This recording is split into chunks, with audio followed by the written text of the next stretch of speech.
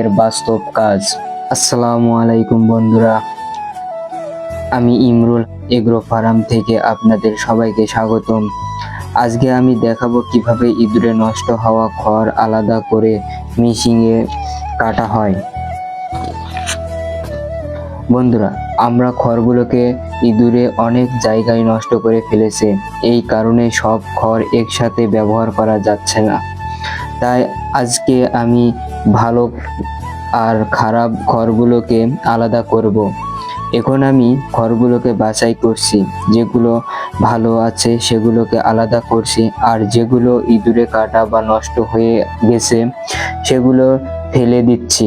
খামারের জন্য ভালো খাবার নিশ্চিত করা জরুরি। তো বন্ধুরা, খড় বাছাই শেষে এখন এগুলোকে নিয়ে যেতে হবে মেশিনে কাটার জন্য। এই জন্য আমি একটা ভ্যান ঠিক করলাম।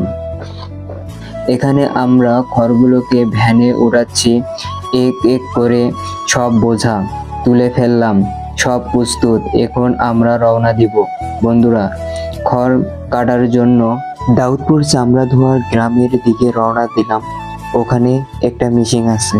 গ্রামের রাস্তা দিয়ে যেতে যেতে সুন্দর দৃশ্য দেখতে পাচ্ছি। অবশেষে আমরা খড় কাটার জন্য দোকানে পৌঁছে গেলাম। এখন খড়গুলো মেশিনে দেওয়া হচ্ছে। দেখুন কিভাবে বড় খড়গুলো ছোট ছোট করে কাটা হচ্ছে, এতে গরু ছাগল সহজেই খেতে পারে। তো বন্ধুরা, আজকের কাজ এখানেই শেষ। ভিডিওটি ভালো লাগলে লাইক কমেন্ট শেয়ার করে আমার পাশেই থাকবেন। ধন্যবাদ সবাইকে।